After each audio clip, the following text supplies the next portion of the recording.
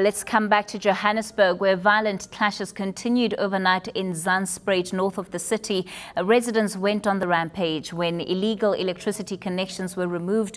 Police have made several arrests. Our reporter Lenyaro Sello is there. Good morning to you, Len. I see the rain still coming down heavily where you are. Has that put a stop to the protests? Well, Kathy, it hasn't at all. Protesters are not backing down. Just in the last few minutes, police had once again had to fire rubber bullets as protesters tried to march up to Beyers Naudé. They are currently on Peters Road, which is down into Zandspruit. They tried to march back up onto Beyers Naudé. Police shot rubber bullets, pushed them back in, but it happens again. They keep trying to push up. Police push them back down. They are burning tires. This morning, some of them were still looting after the looting that happened overnight. Some of them were still looting. We saw some of them coming out with mattresses. Some of those mattresses they put down to set alight this morning. So we have fires still going on. We have police firing rubber bullets, and police are inside the informal settlement trying to restore calm. Of course, one of the biggest concerns around protests there, Len, has always been for businesses that are in that area. It is quite a busy precinct for business. What's happened this morning? I'm noticing behind you that some of them have shut their doors.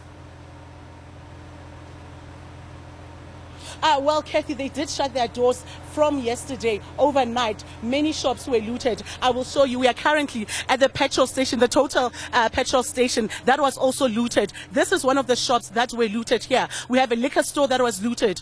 We have a furniture shop that was looted. We also have a butchery that was looted. So most of the shops that are here have been looted. Inside here, as you can see, this was looted about 2 days ago. They tried to rip apart the ATM. They also tried to go into one of the banks that is in this shopping complexes. As you can see there, the shelves are empty. This is the scenery that we have seen at all the shops that are here, including a liquor store, including a furniture store, as well as a motor repair shop, where some of the cars were taken, put out on the street, and set alight. Those are the scenes that we've been seeing. That's what police are telling us happened overnight. Police were here all night, running battles once again, firing rubber bullets, tear gas, and it's the same thing this morning, Kathy. Len, I imagine that police are treating that as pure acts of criminality. Tell us about the people they've managed to arrest so far in connection with some of the damage to property and, of course, the theft that has taken place.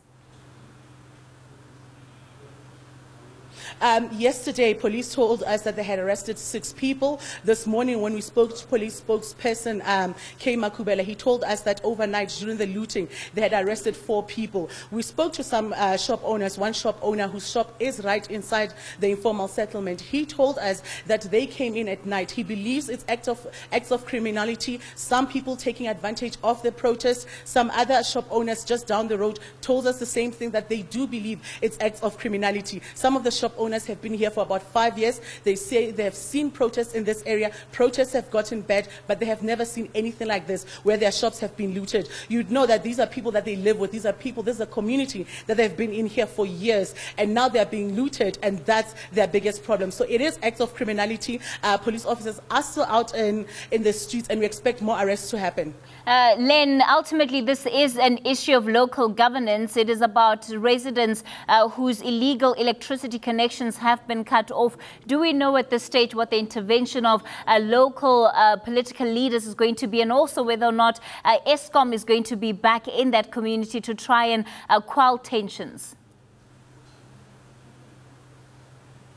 Well, Kathy, I spoke to the MMC of Environment and Infrastructure just a few minutes ago, MMC Matsiriso Mfikwe, who told me that they were in meetings until late last night with Eskom and City Power. They were back in meetings this morning trying to decide what happens next. She says that there has been plans for this area to get electricity. They need to finish the cables. They need to bring in a transmitter. But in the meantime, residents are connecting illegal electricity. You'd remember Eskom had told us that illegal connection has resulted in several deaths over the recent months, and that they had to act swiftly because they did get a letter from the Department of Labor telling them that these deaths are as a result of illegal connections and they had to be removed as a matter of urgency. Now there are protests, and the City of Johannesburg is telling us that they are in meetings trying to speed up all the plans that have been in place so far, the plans of bringing electricity to this area. But Kathy, I can tell you, as those meetings are happening, as those plans are happening, these residents are not backing down. They have vowed to continue with their protests until they get electricity back. Lenyaro Sello, she's out in Zandspruit for us this morning. Sport and weather, when we continue, stay with us.